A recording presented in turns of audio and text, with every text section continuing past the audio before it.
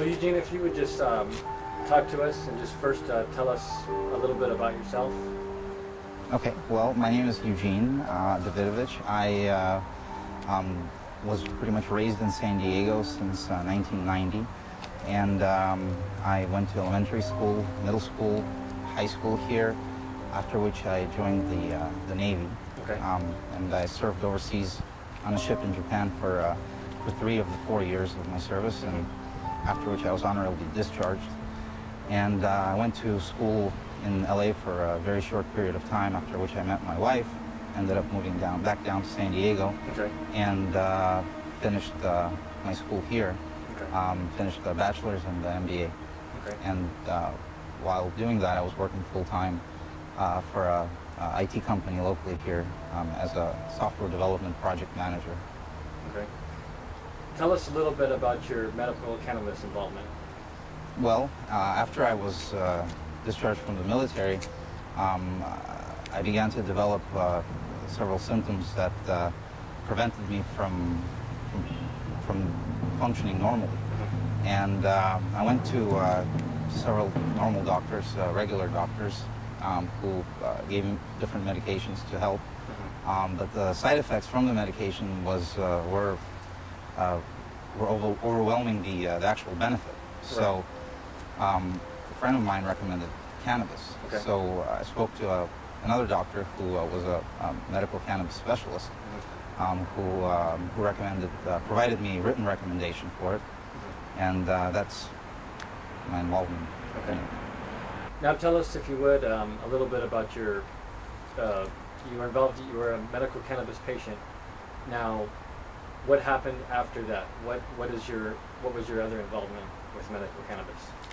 Well, besides being a medical patient, when I became a medical patient, I began to seek access to the medication here in San Diego, and I found that there were several dispensing collectives that I could join and that I could obtain the medication from, which I did up until August of last year, 2008, when they were all shut down in a round of raids by the San Diego Police Department, involved with the DEA and I'm not sure who else, but after they were all shut down, there was no safe access in San Diego for medicine. You'd have to go on the street or something, which didn't want to do because at the time I was married and I had a full-time job, and I wanted to try and obey the law as much as I could, so I decided to cultivate the medication myself, which I did. And then I decided to open and operate a dispensing collective without a brick-and-mortar location, which from what I understood in San Diego, they did not want. So I allowed other patients to join my collective, and we cultivated the medication together and distributed amongst each other in a closed circuit fashion. And I participated in it part-time because I had the full-time job, so that's why I needed help from other people, and that's pretty much what I was doing up until February. In February of this year, my house was raided.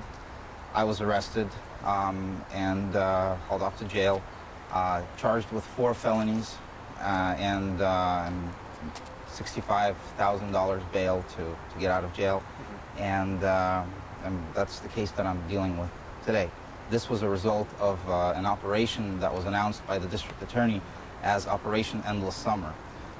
This, come to find out a little bit later, the actual name of the original operation was Green RX, which court documents have shown. And the goal of this operation was to basically shut down all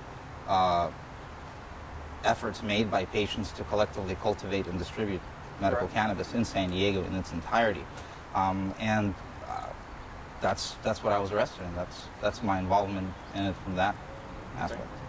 What are the possible penalties that you could be facing from this? Well, I'm not sure. They offered me a plea bargain, which I did not accept. So I would assume the consequence gets worse from now on. But I mean, from my understanding of reading the law, was not immoral, illegal, or wrong, and that's why I'm hoping for my day in court, and I'd like a jury of 12 peers to take a look at the law and take a look at the situation in its entirety and judge it based on that. But that's the worst case scenario. The best case scenario, and my goal is to hopefully to have the district attorney drop this case in its entirety. Okay. So what you're saying is, according to your understanding of the Constitution of the United States, which clearly spells out states' rights versus federal rights, you believe that you're in compliance with California Proposition 215, which legalized medical cannabis. That's right. Not only Proposition 215, but Senate Bill 420, as well as the Attorney General guidelines that came out in August of last year, of 2008, right. The same time that I actually opened the collective. I opened it after I read the Attorney General guidelines and read in there that the proper and legal way to do things is to collectively cultivate medication, distribute it amongst patients in a closed circuit, not to obtain the medication from outside of the circuit, and to only allow qualified patients to join the collective, which is exactly what happened in November. In November of 2008, I received a phone call from Jamie Conlon, who turned out to be an undercover officer posing as a qualified patient.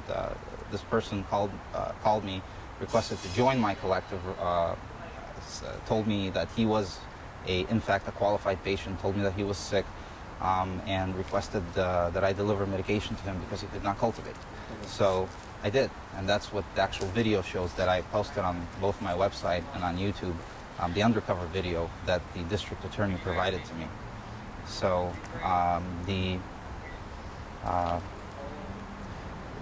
in this situation, this detective went to a local doctor. He lied about his symptoms, he lied about his condition, he lied about the fact that he is an officer of the law and not a real patient, and was successful in obtaining a valid recommendation for medical cannabis. Right. After that, he joined my collective, but come to find out now, he tried to join every collective on the California normal list online, me being one of them. So for your entire life, you've been a tax-paying citizen, you've been a patriot, you've served in our military with honor, and you swore to defend the Constitution of the United States. That's right. And now it seems like that the Constitution is being trampled on, and your rights are being violated, your civil rights. Now, you've never been arrested for anything. You're not a dangerous criminal. No. No criminal record. No. Nothing. No. And currently we have murderers, rapists, child molesters, child abusers being let out of prison, and they want to throw a non-violent person like yourself in prison. I mean, do you think in a free and just society that's something we should be doing to our citizens?